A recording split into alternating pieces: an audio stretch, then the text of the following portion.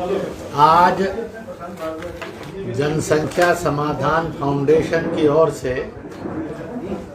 Online हम सब कार्यकर्ता भाइयों और भगिनी मिल रहे हैं। पीछे के 15 दिन ईश्वरीय रचना का अद्भुत चमत्कार के समय थे। 2 अप्रैल नव वर्ष का प्रारंभ हुआ। नव वर्ष यानी पृथ्वी संवत, happy birthday of mother earth. जब पृथ्वी मनुष्य के रहने योग्य हो गई, ऊर्जावान हो गई, तब प्रथम मानव की उत्पत्ति हुई। इसलिए it is an happy birthday of first human being, इसलिए इसको सृष्टि संवत भी कहते हैं। इसी सृष्टि संवत से समय यानी काल गणना प्रारंभ हुई। पहले ब्रह्मांड में केवल प्रकाश था, फिर दिन और रात, और इस प्रकार से काल गणना प्रारंभ हुई। ब्रह्मांड के संरक्षण के लिए प्रथम शब्द ओम का उच्चारण हुआ और मानव कल्याण के लिए प्रथम शब्द माँ का उच्चारण हुआ, और यहाँ से भाषाओं ने जन्म लिया। उसी के साथ साथ उसी वर्ष प्रतिपदा को नवरात्रि भी माने गए। नारी को शक्ति के रूप में, शक्ति को, भक्ति को नारी के रूप में प्रकट करके और नारी उपासना यानी माँ की उपासना का नवरात्र प्रारंभ होता है।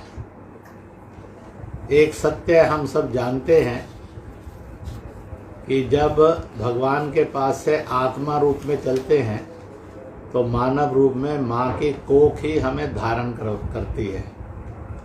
इसलिए मनुष्य के रूप में माँ से ही हम धरती पर आते हैं। धरती पर सब काम अपने पूरे करके जब मृत्यु को प्राप्त होते हैं तो दूसरी माँ मातृभूमि ये हमें फिर आत्मा रूप में भगवान के पास भेज देती है। इसलिए कहते हैं माँ और मातृभूमि जो इनका नहीं वो दुनिया में किसी का नहीं। इस प्रकार से नवरात्र पूजन, बीच में रामनवमी आना, हनुमान जयंती आना, इन सब के बीच में वैसाखी का त्यौहार आया, जिसका अर्थ था हर घर में दाने हों, कोई ना सोए भूखे पेट, हर घर में प्राणी के पास वस्त्र हो, कोई ना रहे नंगे बदन, हर प्राणी के पास छत हो, कोई ना रहे छत के बिना। ऐसा खुशहाली का पर्व वैसाखी मनाया। उसी समय में 14 अप्रैल आया महावीर जयंती और बाबा साहब अम्बेडकर जयंती। बाबा साहब की 131वीं जयंती, महावीर जी की 2621वीं जयंती मनाई। युद्ध नहीं, बुद्ध चाहिए। अपराध नहीं, गुंडागिर्दी नहीं, वर्तमान को वर्धमान चाहिए। ऐसे अहिंसा परमो धर्म, तप, मैत्री, विस्तारवाद नहीं मैत्रीवाद चाहिए। इस रूप में सेलिब्रेशंस हुई। उसी के साथ साथ 2 महान घटनाओं को सैल्यूट भी किया गया। जलियांवाला बाग, हजारों लोग मौत के मुंह में ढकेल दिए गए। उनकी कुर्बानी से ही हमारी इज्जत और आज़ादी बनी। उनको प्रणाम नमन किया गया। नेताजी ने नारा लगाया था जय हिंद। रंगून से आज़ाद हिंद फौज ने मार्च किया, मणिपुर के अंदर प्रवेश किया। मोइरंग पर ब्रिटिश हुकूमत में और आज़ाद हिंद फौज में संग्राम हुआ। 26,000 भारतीय सैनिक शहीद हुए। अल्टीमेटली 14 अप्रैल 1944 को तिरंगा लहराकर मेजर शौकत अली ने आज़ाद हिंद की घोषणा हुई, जो बाद में मरणोपरांत आज़ाद हिंद फौज ने उनको कर्नल का पद दिया। ऐसे त्योहारों के बीच में ही रोज़ा इफ्तियारी रमज़ान का महीना भी चल रहा, गुड फ्राइडे, ईस्टर भी आया। ईसा प्राणायाम से अपनी प्राण शक्तियों को संचित करके स्लीप पर चढ़े और उन्होंने पहले से कह दिया था कि कुछ समय के बाद मैं और मृतक शरीरों में हिलता हुआ नजर आऊँगा तो समझ लेना कि यीशु ही है। उनको कब्र में दिया गया और दो दिन बाद ईस्टर के दिन वो कब्र से फिर और शांति का संदेश देने के लिए पुनः अवतरित हुए। ऐसे सारे समय को स्मरण करते हुए मैं आप सबको इन सब त्योहारों की मंगल कामना करता हूँ कि आप सब कार्यकर्ता प्रसन्न रहें, प्रसन्नता प्रदान करें, नेक बने, नेक रहें, नेक करें। और इसी के साथ साथ जो आप सब ने एक 1 पॉइंट मिशन लिया है कि भारत के इस संकट का जो अनियंत्रित असंतुलित जनसंख्या का बेरोक वृद्धि है, इससे निजात भारत को मिले, आगे भारत में दंगे ना हो, मजहबी कट्टरताओं के आधार पर अपराध ना हो, जनसंख्या अनियंत्रित असंतुलित रही तो देश की आज़ादी भी खतरे में पड़ सकती है। तो इस प्रकार से इन सब खतरों का उत्तर देने के लिए आप सब ने मिशन धारण किया है। मैं आज इस ऑनलाइन कॉन्फ्रेंस में यानी तरंग गोष्ठी में इस मिशन की भावनाएं आप सबकी श्रेष्ठ बनती रहें, दिन रात उनकी खुशबू, खूबसूरती और रोशनी बढ़ती रहे। मैन विद मिशन एक उत्तम गुणवत्ता का मानव माना जाता है। इसलिए इसी रूप में आज आप सबका अभिनंदन करता हूँ, स्वागत करता हूँ और बधाई देता हूँ कि आपकी यह ऊर्जा सतत बनी रहे। अभी चुनाव से पूर्व जो भी विधानसभाओं के चुनाव हुए, आप लोगों ने उत्तर प्रदेश के अंदर प्राय सभी जिलों के अंदर अपने मिशन को लेकर जन जागरण किया। उस जन जागरण के अंदर जो शैतानी ताकतें समाजवादी पार्टी के रूप में थी, उन्होंने आप पर घातक हमला करके शारीरिक रूप से कष्ट देने का और यात्रा को खंडित करने का भरपूर प्रयत्न किया। और इसलिए समय ने सिद्ध कर दिया कि शैतान हारा और मिशन जीता। और इस प्रकार से आप खतरों की परवाह किए बिना अपने ऊपर होने वाले हमले को झेलते हुए भी अपने मिशन में बढ़ते चले गए। इसका अर्थ है कि प्रभु का इस सत्य को आशीर्वाद था, है और सदा रहेगा। बी मिशनरी, इसलिए कहते हैं जो तोड़ने वाले हैं, लड़ाने वाले हैं, भड़काने वाले हैं, हिंसक हैं, वो हमेशा हारते हैं। सत्य और सही हमेशा विजयी होता है। थोड़ा कष्ट का मार्ग उसको जरूर झेलना पड़ता है। उसी के साथ साथ चुनाव में भी आपने पार्टी प्रतिबद्धता से ऊपर उठकर सत्य और सही के लिए प्रचार किया और उस प्रचार के परिणाम भी सुखद आए। उत्तर प्रदेश में 2/3 बहुमत से और योगी जी की सरकार, मोदी जी का और नेतृत्व ये विजयी हुआ। ऐसे आप 2 परीक्षाएं देकर आगे की यात्रा जारी करने चले हैं।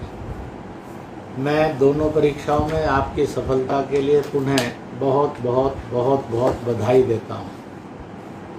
स्वाभाविक रूप से अभी इस मिशन को कामयाब होना है। वैसे पिछले कुछ वर्षों से भारत को मानवीय और राष्ट्रीय संकल्पों में सफलता मिलने का युग चल रहा है। राम मंदिर 493 वर्ष के पूर्व का संघर्ष का इतिहास, अनेकों युद्ध, लाखों बलिदानों के साथ अब वो है अपने मंजिल पहुंच गया। समस्या का समाधान कोर्ट से भी हुआ, समाज में कोई अनहोनी दुर्घटना नहीं हुई और परिणाम निकला कि आज वह भव्य मंदिर जो विश्व के अंदर गुड गवर्नेंस का शासन है उसकी याद दिलाने के लिए खड़ा है। जन जन उस ओर बढ़ रहा है। इसी तरह से हमने जय हिंद की आवाज़ के साथ ब्रिटानिया हुकूमत को उखाड़ फेंकने के लिए सुभाष के नेतृत्व में आंदोलन किया था, परंतु सुभाष को ब्रिटिश हुकूमत और अन्य ताकतों ने पटल से हटा दिया और ब्रिटानिया हुकूमत ने नेहरू जी और जिन्ना का दुरुपयोग करते हुए भारत का बंटवारा किया और उस समय पटेल पटल पर थे। बंटवारे में भारत खंडित और ना हो जाए इसलिए एक हिंद पटेल के रूप में, जय हिंद सुभाष के रूप में आगे बढ़ा। दुर्भाग्य से जिन प्रदेशों ने कुछ बगावत के मूड लिए, जम्मू कश्मीर होगा या हैदराबाद आदि होगा, वहाँ कार्रवाई हुई और भारत एक हिंद के रूप में बना रहे इसकी यात्रा प्रारंभ हुई, परंतु 370 और 35 से अलगाववादी, असंवैधानिक, अमानवीय धारा के कारण हम खंडित हो गए, परंतु आज वो भी हट गई। अब हम एक देश, एक जन, एक संविधान, एक राष्ट्रीयता, एक नागरिकता, एक राष्ट्रध्वज, एक जय घोष, एक राष्ट्रगान वाला देश होकर और तेज गति से अपनी इस यात्रा को एकता और अखंडता की बढ़ाने की ओर चल पड़े।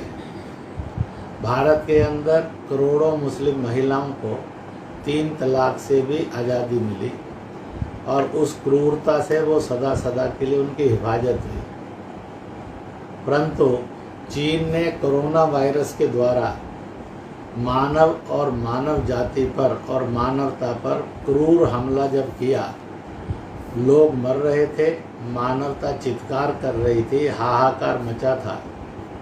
उस समय मानव जाति को और मानवता का रक्षक कौन होगा? तो दुनिया में ना अमेरिका, ना इंग्लैंड, ना इटली, ना फ्रांस, ना रूस, ना चीन, ना कनाडा, ना अरब, ना तुर्किस्तान, कोई भी saviour of human and humanity बने नहीं। भारत श्री नरेंद्र मोदी के नेतृत्व में मानव जाति और मानवता का रक्षक बनकर खड़ा हुआ। आयुर्वेद, काढ़े, योग, प्राकृतिक चिकित्सा और इवन आज की मेडिकल साइंस की वैक्सीन निकालकर पूरी मानव जाति और मानवता के रक्षण करने का कार्य भारत ने संपन्न किया, जो दुनिया के किसी ग्रंथ में आज तक नहीं बताया गया कि वायरस के अगेंस्ट भी कोई सुरक्षा कवच हो सकता है। ऐसा लॉकडाउन नाम का एक अद्भुत नया सुरक्षा कवच भारत ने दुनिया को दिया और मानवता की रक्षा करने का एक दायित्व निभाया। ऐसे अनेकों घटनाओं में से आगे बढ़ेंगे तो ध्यान में आएगा कि यह समय आ रहा है और इसलिए आपके इस आंदोलन की भी सतत संघर्ष और परीक्षा का काल है। इस बात को कभी दिमाग में मत लाइए कि सफलता मिलेगी भी या नहीं, क्योंकि शक में से शक उभरता है, विश्वास में से विश्वास उभरता है। इसलिए फिल्मी गाना है, हम होंगे कामयाब एक दिन। तो इसलिए जनसंख्या समाधान फाउंडेशन अपने मिशन में एक दिन जरूर काम होगी। इस विश्वास के साथ आप सब जुटे हैं और जुटे रहें। यह मन मन का संकल्प बने। मैं इस समय में इस मोड़ पर कुछ बातें और भी कहूँगा। एक, हम जगह जगह जिन प्रांतों में अपना काम नहीं वहाँ कैसे पहुँचे, जिन जिलों में काम नहीं है वहाँ कैसे पहुँचे, इकाइयाँ बढ़ें। और इसलिए कहीं ना कहीं एक सारी टीम मिलकर एक संकल्प करें कि अब हम 2022 से निकल रहे हैं तो 23-24 ऐसा कोई भी एक 2 साल 3 साल 1 साल का पीरियड रखें कि हम देश के 300, 400, 500 जिलों के अंदर अपनी इकाइयाँ जरूर बना लेंगे।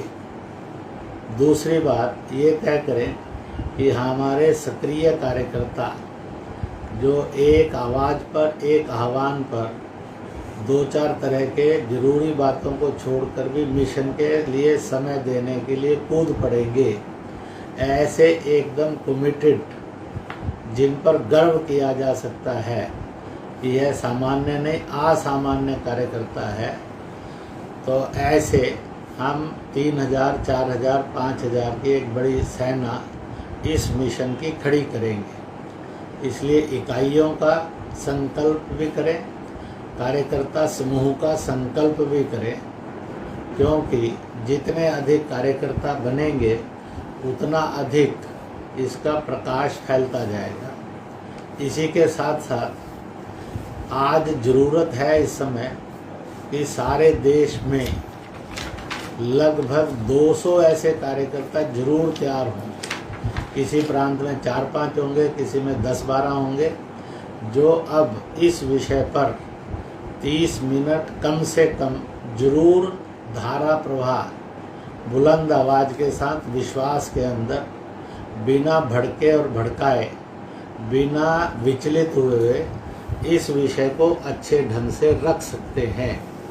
क्योंकि आने वाले कल के अंदर जब आंदोलन और बढ़ता है तो फिर विषय की प्रस्तुति करने वाले लोग, इनके प्रमाण की भी ज़रूरत होती है, और इसलिए इतने कार्यकर्ता प्रशिक्षित हों, अध्ययन करें विषय को कैसे रखना, जिसके कारण ना जातीय तनाव आए, ना पंथीय रिलीजियस तनाव आए, ना ही कोई और प्रकार का तनाव आए, परंतु सत्य कहने में झिझकेंगे नहीं, असत्य से कॉम्प्रोमाइज़ नहीं करेंगे, पर सत्य को इस तरह से बोलेंगे कि विरोध करने वाले के दिल दिमाग के अंदर भी वह बैठ जाए।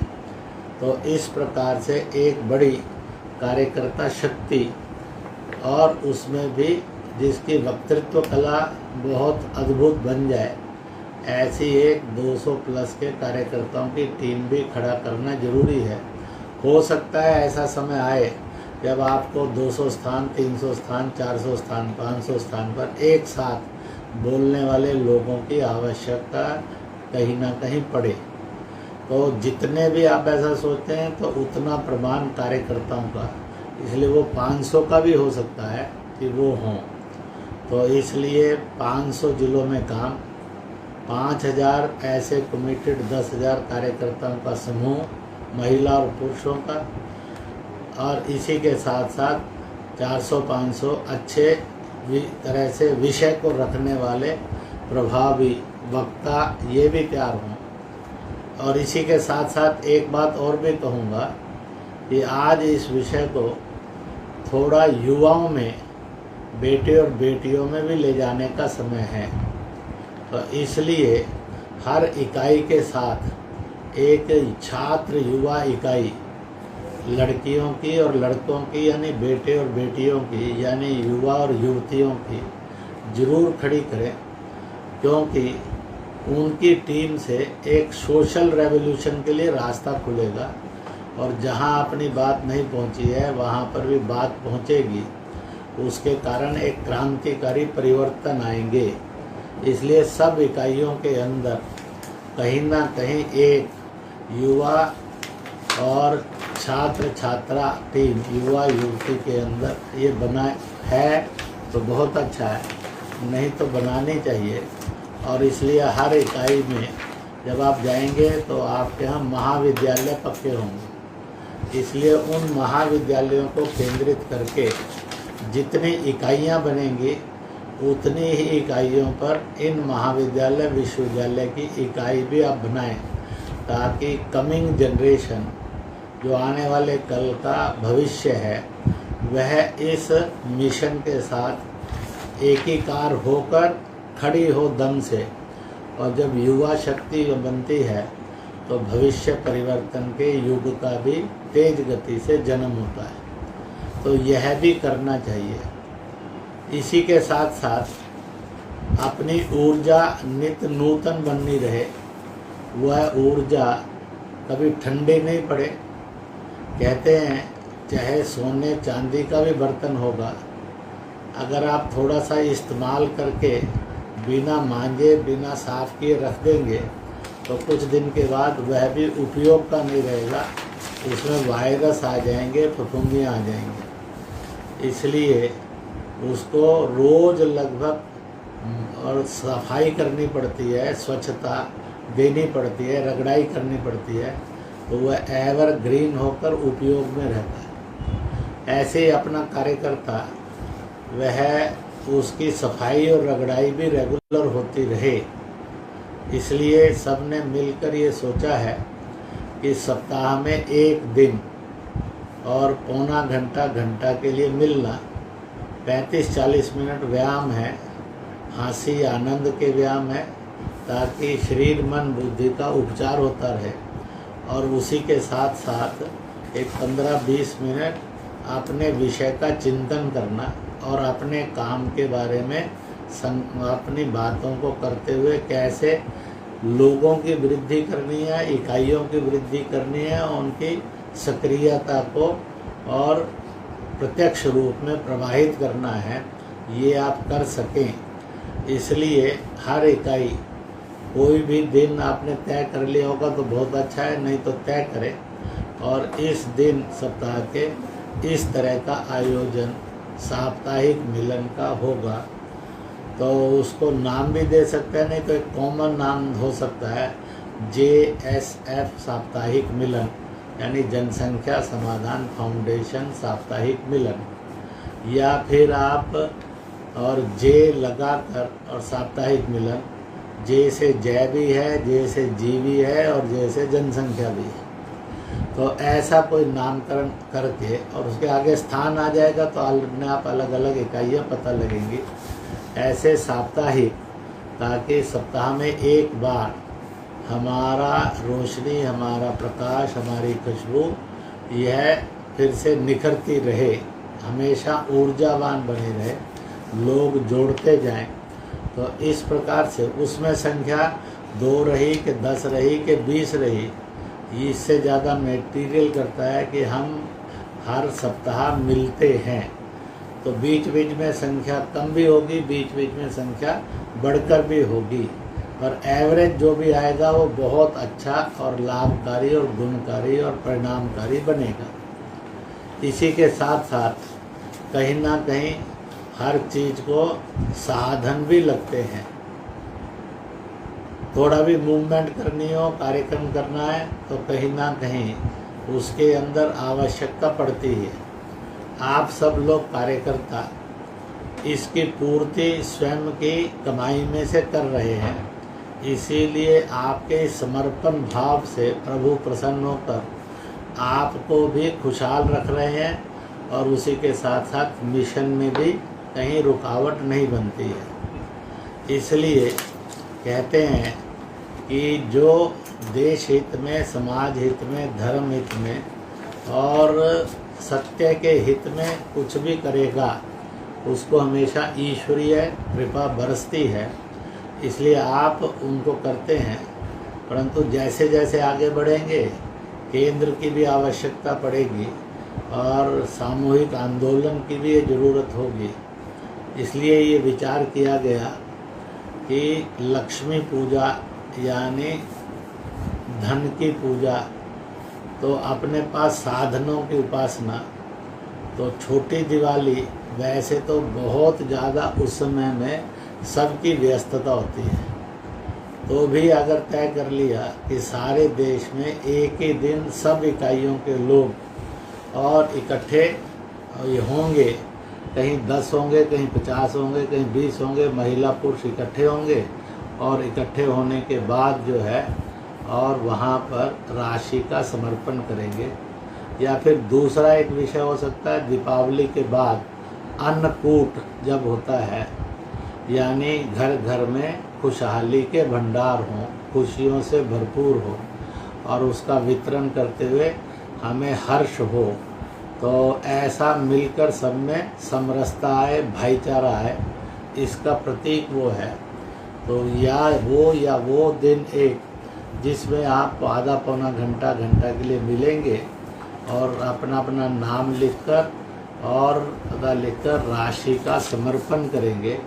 आपने 1 किया कि 10 किया कि 100 किया, 1000 किया कि 5000 50,000 किया, परंतु किया यह करेंगे तो बूंद भी आवश्यक है और घट को भरने के लिए, और बाल्टी भी आवश्यक है ताकि घट जल्दी भरा जाए, घड़ा जल्दी भरा जाए। इसलिए कोई बूंद डालेगा, कोई बाल्टी डालेगा, कोई मग्गा डालेगा, परंतु सब डालेंगे और उसकी चर्चा आपस में नहीं करेंगे। शांति से प्रमुख लोग उसकी सूची बनाना और वो राशि जो है केंद्र में जमा करना, जैसी सूचनाएं मिलेंगी उसके अनुसार करना। यह वर्ष में एक दिन अपने लिए एक मिशन के लिए हमने इस चीज़ को समर्पित किया और यह मिशन हमारा यशस्वी हो, परिणामकारी हो, प्रभावी हो, इसके लिए किया। तो इस प्रकार से जो भी प्रमुख कार्यकर्ता उसका दिन तय करेंगे, उस समय में सारे देश में 200, 300, 400, 500, 600 स्थानों पर एकत्रीकरण हुआ, वो राशि आई तो हम दिल खोल कर देंगे तो प्रभु का आशीर्वाद भी दिल खोल कर मिलेगा। कंजूस आदमी अच्छा नहीं होता है, इसलिए कंजूस नहीं, दिलदार और दमदार बनकर जीना चाहिए। और इस प्रकार से आप यह दिन भी तय करेंगे तो साधन भी होंगे, कार्यकर्ता भी होंगे, इकाइयाँ भी होंगी। रोज रोज हमारी सप्ताह में एक दिन और मंजाई भी होती रहेगी, जिससे हमारी चमक, खूबसूरती और खुशबू ये सदा बनी रहे। तो ऐसे सब लेकर कार्यक्रम जो आएंगे उनकी तरफ बढ़ें। कब कौन सा दिन किस प्रकार से कैसे आएगा, ताकि इस मिशन को भी साकार होते हुए हम देखें। तो यह एक स्थिति है। और इसी के साथ साथ आज देश के अंदर यह भी चर्चा चली है कि जो इस्लाम मतावलंबी हैं, ईसाई मतावलंबी या इस तरह के हैं, इन सब का DNA भारत था, भारत है और भारत ही होगा। और इस प्रकार से उनके अंदर अलगाववाद, कट्टरता और हिंसा जाए, इसलिए हम सबका DNA एक इस कील के द्वारा कट्टरता और हिंसा को और पर घात करना, इसका भी एक प्रयत्न है। आओ अपनी जड़ों को पहचानें कि हम कौन थे और कहाँ भटक गए। तो इसलिए जड़ों को जाने, माने और उनकी तरफ बढ़ें। तो ऐसा भी आंदोलन बढ़ रहे हैं और परंपराएं हमारी समान थी, ऐसे सब बातों को लेकर भी कहीं ना कहीं देश के अंदर उसका एक सार्थक जागरण करना। इसी के साथ साथ एक और कहूँगा कि बीच में कोई एक कार्यक्रम ऐसा करना चाहिए गोष्ठी का, जितनी भी जनसंख्या नियंत्रण और संतुलन, इसके समाधान के लिए लगी हुई संस्थाएं हैं, they are with one mission. ऐसी अगर देश में 100, 200, 400, 500 संस्थाएं केवल इसी को न लेकर अनेक बातों को लेकर चल रही होंगी, कहीं केवल इसी एक बात को लेकर चल रही होगी। एक बार उन सबको भी निमंत्रित करके और उनका 2-3 सत्रों का ऐसा हो कि 3-3, 4-4 मिनट के अंदर ऐसे 50-100 संस्थाओं का गेट टुगेदर हो, जिसके अंदर वह क्या कर रहे हैं ये हो। और फिर वहाँ करेंगे सब अपने अपने मन से, परंतु एक साझा संकल्प, राष्ट्रीय संकल्प, इसका एक प्रभावी उद्भव हो। और इस प्रकार का भी एक कार्यक्रम करना जो संख्या आधारित कम होगा, संस्थाओं आधारित ज़्यादा होगा। कि कितने प्रकार की संस्थाएं हैं जो उपस्थित हुई, 50 संस्थाएं आई, 100 संस्थाएं आई, 200 संस्थाएं आई, और उन्होंने अपना अपना वृत्त सबके अंदर वितरित किया। और वहाँ पर मैक्सिमम ने अपना कुछ ना कुछ और व्रत निवेदन भी किया, और जिसके कारण लगे कि केवल हम ही एक नहीं हैं, ऐसे अनेकों स्थानों से अनेक संस्थाओं के द्वारा बड़ी संख्या में लोग, सैकड़ों संस्थाओं द्वारा, हजारों कार्यकर्ताओं के द्वारा, लाखों लाख लोग इस समस्या के समाधान में लगे हैं। तो ऐसा भी करना उचित रहेगा। मुझे पूरा विश्वास है एक डेडिकेटेड टीम के रूप में, डेडिकेटेड और एक लीडरशिप के रूप में यह आंदोलन अपनी मंजिल पर निश्चित रूप से पहुंचेगा और अपने मिशन में पक्का कामयाब होगा। इन शुभकामनाओं के साथ मैं पुनः आप सब कार्यकर्ता स्वयं से स्वस्थ रहें, प्रसन्न रहें, खुशहाल हों, आपका परिवार भी सुखी परिवार हो, मेल वाला परिवार हो, समाज के अंदर उसकी प्रतिष्ठा बढ़े, और इसी तरह से आप जो काम करते हैं उन सत्य कार्यों को आप करते चले जाएं, और उन सत्य कार्यों को करने के साथ साथ आप जो है इस बात को भी और करें कि जिसके कारण आपकी, आपके परिवार की और आपके मिशन की यशस्विता फैले। इन सारे बातों का एक मूर्त रूप प्रकट करने के लिए कि ये सारा आगे के साल 2 साल का संकल्प ठीक से ज़मीन पर उतारने के लिए कहीं ना कहीं प्रमुख लोगों ने बैठकर विचार करना और फिर सब ने मिलकर उसके संकल्प को धारण करना, और इसके लिए एक 15, 16, 17 मई के अंदर जो है आपका राष्ट्रीय अधिवेशन होगा। जो सोचा गया होगा वो प्रस्तुत होगा, चर्चा होकर, और जो निर्णय होगा उसका संकल्प होगा, और आप उसके बाद उस संकल्प के साथ आगे बढ़ेंगे। विश्वास है कि आप पूर्णतया यशस्वी और सफल होंगे। ये है। इसी के साथ साथ इन्होंने मेरे से कुछ तिथियां मांगी थी। मैं राष्ट्रीय अधिवेशन में आप लोगों के एक दिन पूरी तरह से ज़रूर रहूँगा। संभवतः वह 16 मई होगा। इसी के साथ साथ और दूसरी बात है, कुछ कार्यक्रम हैं जो एक आपका सबसे बड़ा जंतर मंतर दिल्ली में संकल्प सभा होगी, उसमें ज़रूर रहूँगा। और तीसरी बात, राजस्थान वाले कुछ विशेष कार्यक्रम करना चाहते हैं, तो उनके कार्यक्रमों में भी जयपुर और जोधपुर रहूँगा। ऐसा मैंने अपनी दिनचर्या में से निकाला है, और मुझे पूरा विश्वास है आप लोग फले फूलें और इसी के साथ साथ अपने काम में कामयाब हों। एक प्रभु से ये प्रार्थना करते हुए आप सबके लिए मंगल की कामना करता हूँ। बहुत बहुत बधाई, बहुत बहुत शुभकामनाएं। जय हिंद, जय भारत, भारत माता की जय। आप मिशन में कामयाब हों, इसकी शुभकामनाएं करते हुए